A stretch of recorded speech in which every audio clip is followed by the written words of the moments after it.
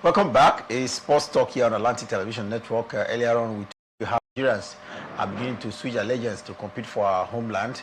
And of course, we equally urge the authorities to ensure that there are proper conditions to sustain this, because in the past, we've seen some Nigerians born here, who are trying to, compete for other countries as well. So while others try to compete for other countries, those born outside of Nigeria are returning back to compete for our fatherland.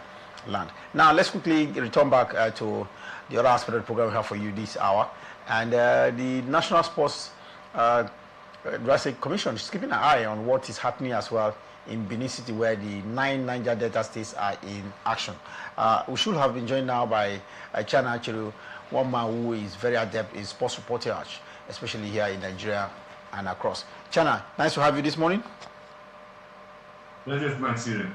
Okay, Benin City in the last 4 or 5 days have been agog with actions from young athletes from 9 Niger Delta states in what has been described as the second edition of the Niger Delta Games. From the opening ceremony up till today should be the, day 4 or 5 at the event. Can you give us a report of what it looks like from infrastructure to maybe dovetailing to the, the medal table? The infrastructure is not bad. The Samuel Gomida Stadium was doing a facelift, and it was good for the eyes. On Friday, during the opening ceremony, even until now, right there within the complex of the Samuel Gomida Stadium, we have the chess game, we have tennis games, we have some other indoor sports games, like handball going on there. Then at some other venue, we have the football games. The athletes are camped at a private university at the outskirts of the city. So in terms of facilities, I believe that Edo State did well, and even the sponsors of the tournament also did well. So there's no failure there. At the opening ceremony, the torch fails to light. That was just one of those funny incidents that happened. That takes nothing away from the organization. Sometimes things like this happen, but it was just something that, listen, on the other side, the torch just failed to light, but it eventually lit up. It rained a bit on the opening ceremony. There are some, just some fun talk like, I know go appease the gods of the land. But having said that, the competition started in earnest, and the competition has been good. There was a bit of a competition at first. Remember, in the first Niger Delta Games, it was supposed to be for athletes aged 25 and under, and which a lot of people felt by the time an athlete gets to 20, he can already be an elite athlete. So we are not going to be discovering talent if we have 25-year-olds participating. So for this edition, it was brought down to 19 and under, which is like an age-group thing, which is not bad.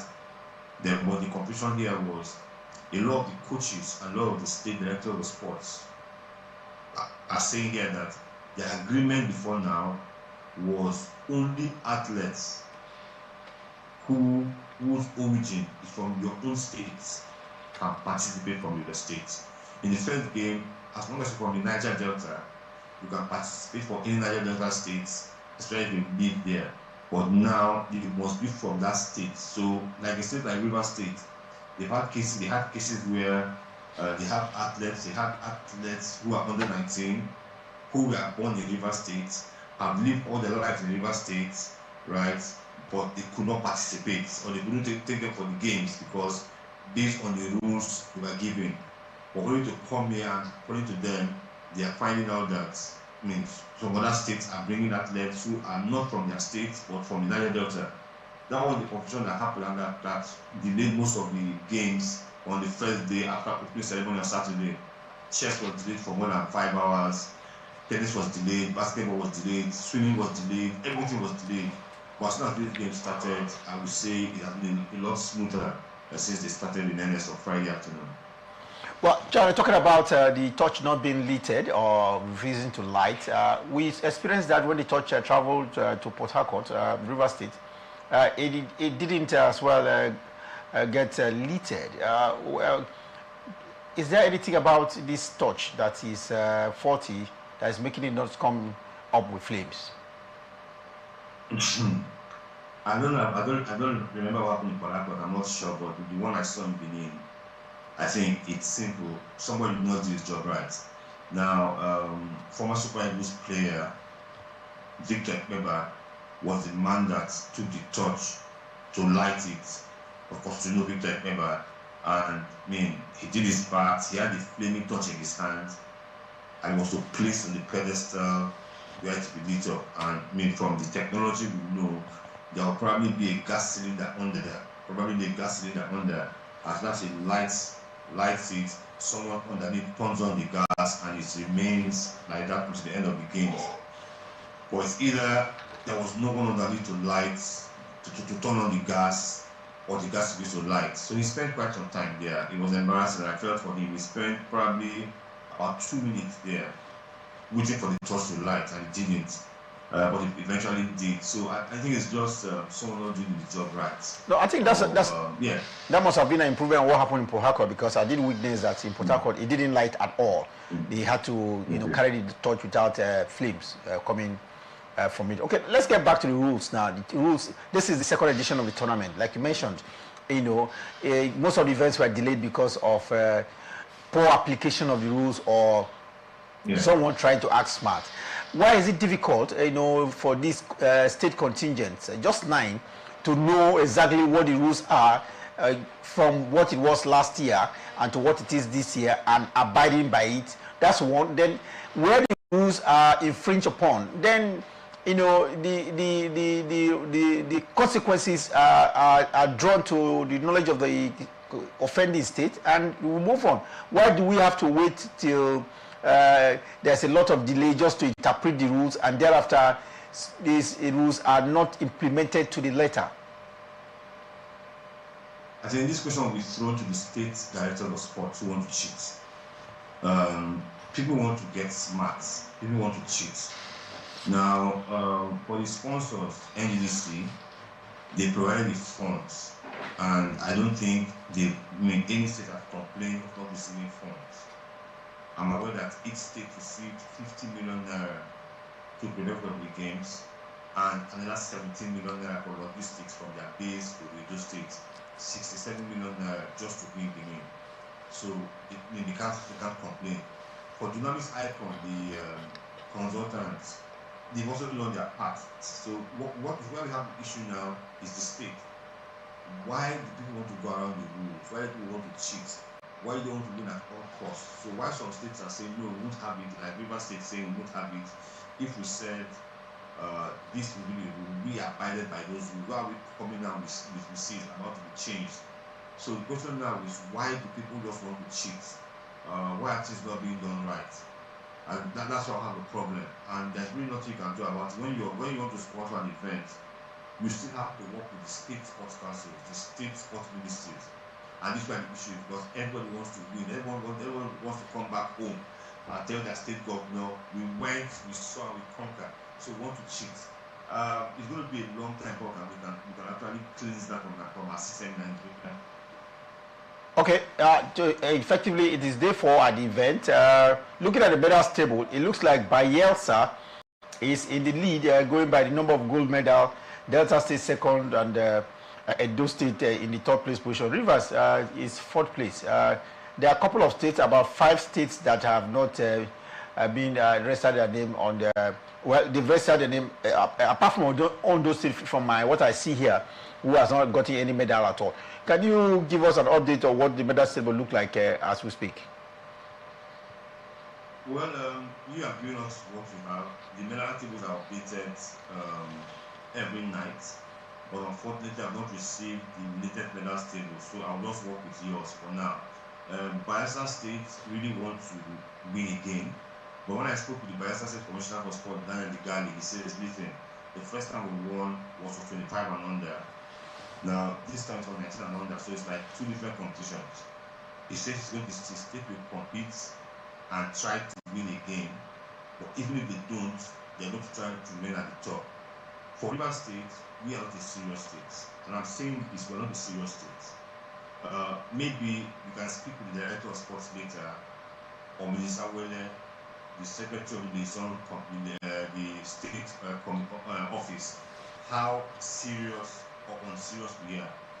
I just told you now that each state received 50 million naira to prepare. An athlete is supposed to receive 10,000 naira a day from camping until now.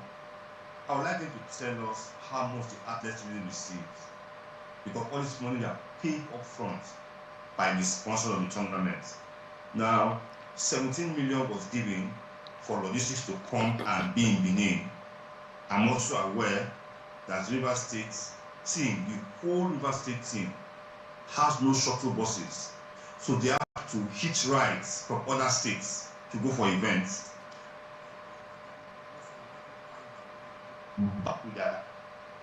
2 nights ago, the River State para athletes were stranded at the stadium until almost midnight because they couldn't find their way back.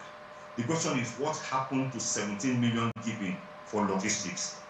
Yesterday, a Rivers athlete refused to come out for the 400 meters for this final. I say refused, because he was there at the stadium and his name was being called. He didn't turn up, so Rivers had a no-show in the 400 meters for this final. And when I spoke to the coach, Blessing, his coach, what the player said, he was tired and had no strength because he had just run the 400 meters flat hits. I was out to the 400 meters for he was tired. What kind of indiscipline and recklessness is this? So the question now is, how serious is Team Rivers at this event? Did they just want to make up the numbers, or are they really have to win? So we should be asking questions, because it's embarrassing that everyone is at the stadium and the names are being called for the 400 meters for this final, and one name is called over and over again. He doesn't show up, only to hear from the coach that the athlete said he was tired and he couldn't run. A final, we have a chance to win a medal. So something's really going on in Team Rivers, and that's why I said for the Rivers team, they are not serious about this tournament, and I wonder why they came for the Niger Delta Games. Well, I'm trying to get in touch with Obia Yingikabo, the director of sports. I hope this will be a focus of our next discussion, maybe later this evening, because efforts to get her so far has not been very fruitful, but I'm sure we'll look at that. Overall, how will you rate the competition so far, China, so that we can go forward?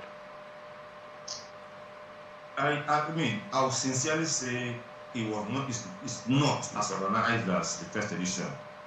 And one would think that because the first edition in the year was the first edition, teething problems, and you'd expect some disorganization, and you expect that it begin to get better from the second edition, because people are going to learn the ropes and get used to how it is.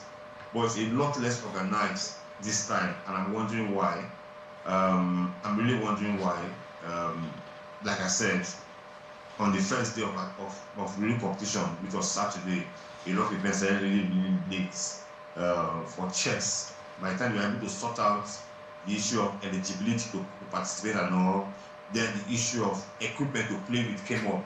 And you're asking yourself, how are you at the games and the equipment to play are not available? And that delayed chess for more than 6 hours on Saturday. I'm saying it because I was there. I was there and I saw it happen. So it's a lot less organized. For Edo State trying to host the games, and instead of they refurbished the Sam Ubemudia Stadium. But right now, Edo State is a state under construction. Every road is either bad or being reconstructed. And listen, nobody should get me wrong. I'm not saying this to pull out Edo State. I'm saying the state is under construction. That means there's a lot of work going on, which shows that the government is trying to change things. There's a lot of work going on the roads. So when you put athletes in a place as far as the Indonesian University, which is quite a distance from the Samuel Odubudia Stadium, all the bad roads, I expect that athletes will miss their events or get late for events. So it's not disorganization. Then again, the states are not help matters. The states, we are giving enough funding to cater for their athletes, their officials, their logistics, everything, but we still see complaints all over the place. So what we are asking, where did all this money go? There is not one state that said the sponsor did not give us money. or the sponsor withheld our money. There's not, that's what I'm saying. I can't even blame anything for this. There's not one state that can say our money was not complete. All monies were paid. So how come the major players, the athletes and the coaches are complaining? You should have seen the para athletes on Sunday night at the stadium, 11 p.m., stranded, have nowhere to go, nowhere to take them back. That's how bad some of the states have treated the Niger Delta Games, and it's terrible. Okay, thank you very much, China, for joining us for this edition of the program. We'll continue to benefit from your on-the-spot analysis of what is happening at Edo State. But let's take it quickly because we're running short of time on the program. Let's move across to the Premier League football here in Nigeria. At the Yakubu Gowon Stadium, you know, in the Port Harcourt, at the Adokia Mesemeka Stadium in Port Harcourt, we saw Rivers United forced to a 1-1 draw by Enyimba International. What has it got to do with two Enyimba coaches, former Enyimba coaches on the bench of Rivers United, not being able to push Rivers United for all of the 3 points? Dropping 2 points in Port Harcourt, is that what we expect from a team that just dropped from the CAF Champions League group stages? Well, it's football. You can't win every game. You're going to win some, lose some, and draw some. When you're a champion team, you're going to win a lot, lose some, and also draw some. Let's not forget the rivalry between Enyimba and Rivers United. When both teams met in Aba, I was there for that game, and it was a draw. So Rivers was able to go to Aba and come back with the points. You expect Enyimba to be wounded. They are in the bottom half of the table. They are wounded. They have a lot of changes in the team. So you expect them to come out all guns blazing. Disappointing for Rivers United, very disappointing. Because one would expect them to win. As it is the second time they are failing to win in Port Harcourt. The other time was when Bayelsa United beat them 2-1 here. So one would have expected Rivers United to win. But it's Enyimba. If you're going to not win at home, and it's against a club like Enyimba, you will understand the most strong position. Okay. Remo Stars looks like confirmed for relegation because they are now 20th placed on the league table. Plateau United trashing Shooting Stars of Ibadan by 4-1. That looks like a shocking result to me. Yeah, shocking because Shooting Stars have not been too bad this season. And just last week or so, they beat Warri Wolves 4-2, I think, at home. So they go away and concede 4. It just shows that, listen, if you're not ready for it, you're not ready. And on your bad day, you're going to concede goals. It's not a shocking result, like we said, but again, it's football, and these things happen. Well, Remo Stars now on the 20th place position. But quickly, let's stay away from Nigeria and wrap up the program with what's happening in Europe, especially in the Premiership in England. Despite all of your appeals to their Hotspurs, they crumble like a pack of cards inside of their own stadium, losing by 4-1, ensuring that Arsenal now revive their fortune of maybe winning the league at the end of the season. Yeah, one thing is a derby game, and you will expect it to be keenly contested. But Tottenham Hotspur felt like a pack of cards. They fell, which was not what people expected. Now, personally, I didn't think that Tottenham had what it takes to beat Arsenal, but maybe a draw was a derby game. But to lose 4-1 at home to Arsenal, it shows just how on serious talking about the league. And especially when they had a new coach, and then this thing they call the new coach bounce, which didn't come up this time. But for Arsenal, they're about to 5 points ahead. They have won that London derby over the weekend against Chelsea. And remember, there's a big one against Manchester United at the Etihad Stadium. So for every game Arsenal plays from now to the end of the season, every game will be like a cup final. They must keep winning and keep winning while looking back to hope that Manchester City drop points. But it was a good one yesterday for Arsenal. It was a very good one for them. China, will be my last question to you. And will you say Nottingham Forest was cheated at home by Liverpool, or by the match official, especially allowing that Liverpool goal to stand almost at the last minute of the encounter? I don't know what you mean by cheated at home. It looks like an offside goal. It looked like, but VAR checked and it was not offside. And they showed all the lines and all the still images. Remember that 3 minutes earlier, Liverpool has scored a goal that VAR cancelled for handball, which we all thought was not handball. But VAR cancelled it, and 2 minutes later that one came. The thing is this: we did not trust Man. We felt that Man was not doing enough, or not well equipped to do it all. we brought in machines to help man. So that we have man and machine checking for these small little things that can be missed out. For me, you win some, lose some. If Liverpool had not scored that second goal, Liverpool fans would have felt cheated by PGMOL for having their goal disallowed. So I think it's just take it with the chin and move on. They should have been more careful. Well, tonight, vulnerable. Yes. But it's football. Sometimes you get it right, now you get it wrong. Sometimes VAR is in your favor, sometimes it's not in your favor. I still think that Liverpool's first goal should not have been cancelled, but it was cancelled, and that's the beauty of the game. Talking about the beauty of the game tonight at the Merseyside, we will see Manchester United take on Everton. Can the resurgence of United be on showcase? It can. It's Michael Carrick has been doing well, save for the draw against West Ham in the last game. And again, it's Everton that have not been doing well. I know Carrick can tell his players, but if he keeps telling them those things and they keep listening to him, maybe, just maybe, Man United can come out with a good result today. Thank you very much, China, and we'll keep in touch with you as you enjoy the construction site of Benin City and Edo State with 9 Niger Delta states competing there. Thank you very much, China. Pleasure, man. Okay, that will be it for this edition of Sports Talk. Definitely we'll be back at 6 p.m. Nigerian time for Sports Extraordinary, when we'll take a more look at what to come tonight across the various centers, especially with Niger Delta games, and of course football actions across Europe. That will be it for this edition. Until 6 p.m., remember, peace and unity are clearly pathways to progress. Enjoy here on Atlantic Television Network.